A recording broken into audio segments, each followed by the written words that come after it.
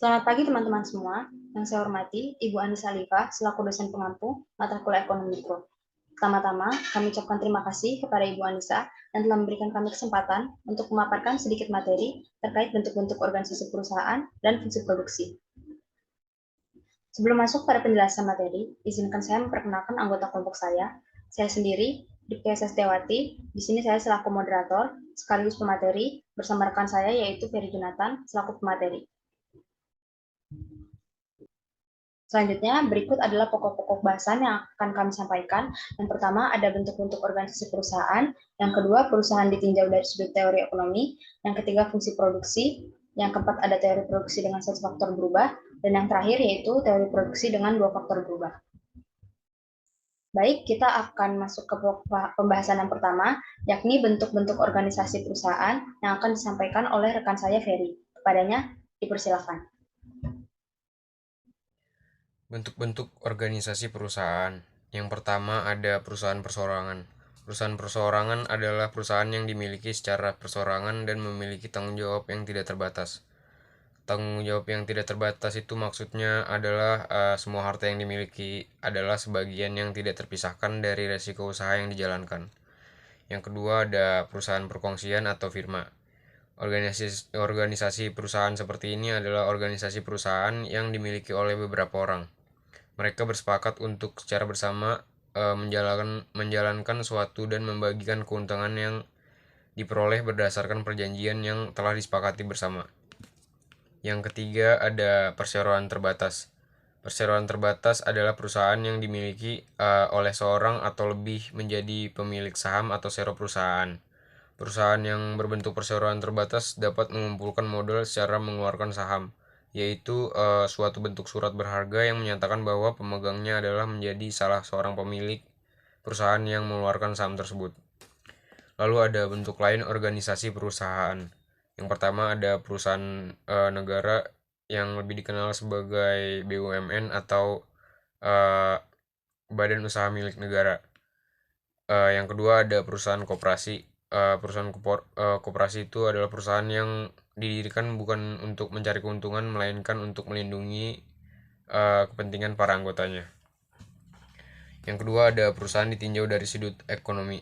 Uh, Dalam teori ekonomi, berbagai jenis perusahaan dipandang sebagai unit yang sama, yaitu mencapai keuntungan yang maksimum.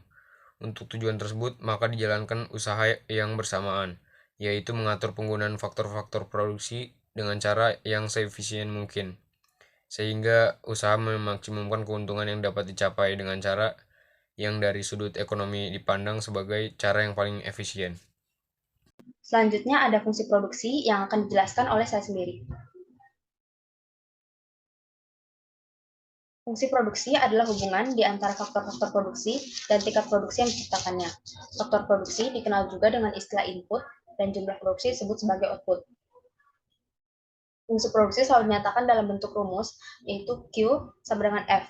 F terdiri dari K, L, R, dan T, di mana K adalah jumlah stok modal, L adalah jumlah tenaga kerja, dan sudah termasuk dengan keahlian keusahawan, R adalah kekayaan alam, dan T adalah tingkat teknologi yang digunakan. Sedangkan Q adalah jumlah produksi yang dihasilkan.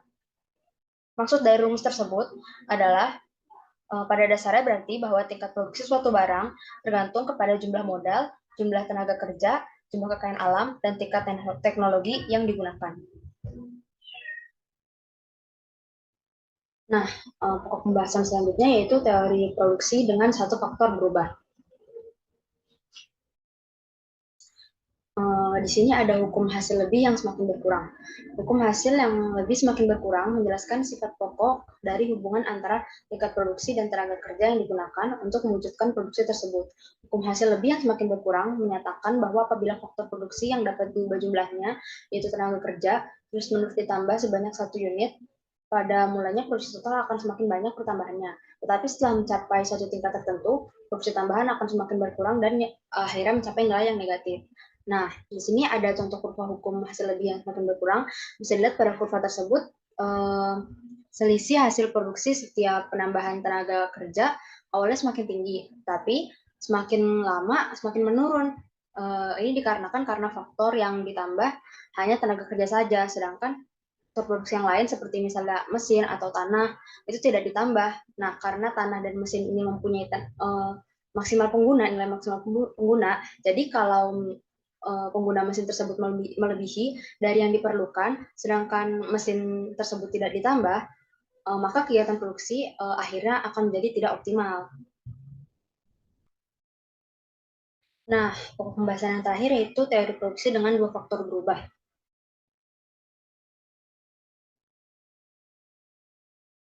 Yang pertama di sini ada kurva produksi sama yaitu isokon. Isokon adalah kurva yang menggambarkan berbagai kombinasi penggunaan dua macam faktor produksi variabel secara efisien dengan tingkat teknologi tertentu yang menghasilkan tingkat produksi yang sama. Nah, di sini ada contoh kurva produksi sama. Misalkan seorang pengusaha ingin produksi suatu barang sebanyak 1000 unit. Untuk memproduksikan barang tersebut, ia menggunakan tenaga kerja dan modal yang penggunaannya dapat dipertukarkan. Nah, bisa dilihat pada tabel untuk menghasilkan 1000 unit produksi pada gabungan A memerlukan 1 unit tenaga kerja dan 6 unit modal. Pada gabungan B memerlukan 2 unit tenaga kerja dan 3 modal, gabungan C memerlukan 3 unit tenaga kerja dan 2 modal, dan gabungan D memerlukan 6 unit tenaga kerja dan 1 modal. Selanjutnya ada garis biaya sama atau isokos. Isokos adalah kurva yang menggambarkan berbagai kombinasi penggunaan dua macam faktor produksi yang memerlukan biaya sama. Nah, di sini ada contoh kurva garis biaya sama.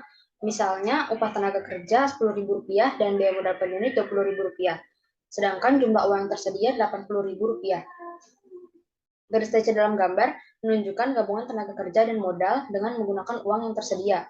Nah, pada garis TC 1 bisa dilihat menghasilkan 4 unit modal dan 8 tenaga kerja.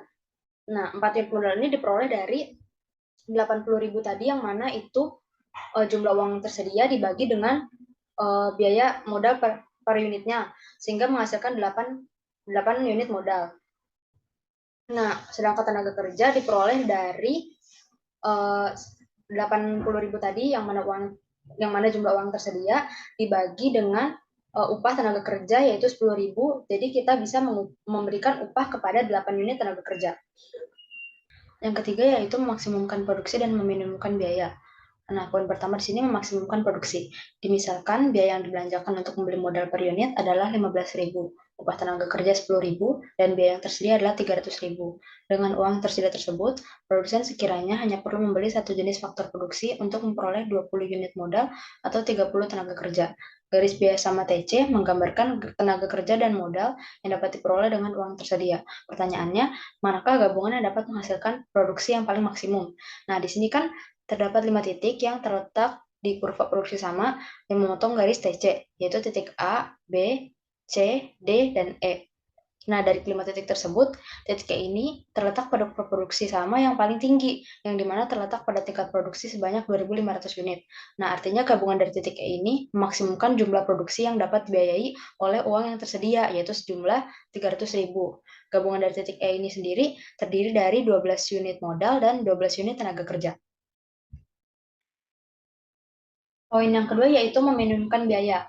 Nah, di sini dapat dilihat pada gambar bahwa kurva isokuan disinggung oleh kurva isokos di 5 titik, yaitu A, B, Q, R, dan P, yang menggambarkan gabungan-gabungan tenaga kerja dan modal yang digunakan untuk menghasilkan produksi. Sebanyak yang diinginkan yaitu 1.500 unit. Nah, dari gabungan-gabungan tersebut, yang manakah yang akan memakan biaya yang paling murah? Nah, di sini pada garis biaya sama, titik P adalah titik yang menyinggung kurva produksi sama yang paling rendah, yaitu pada garis TC. Dengan demikian, titik P ini menggambarkan gabungan tenaga kerja dan modal yang membutuhkan biaya yang paling murah untuk menghasilkan 1.500 unit produksi, yang mana faktor produksinya sendiri terdiri dari 9 tenaga kerja dan 8 unit modal dengan biaya yang dikeluarkan sejumlah 210.000.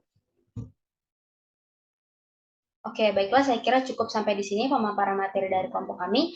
Jika ada dari teman-teman yang ingin bertanya, pertanyaannya bisa diketik di kolom komentar. Sekian dari kelompok kami, kurang lebihnya mohon maaf. Terima kasih banyak.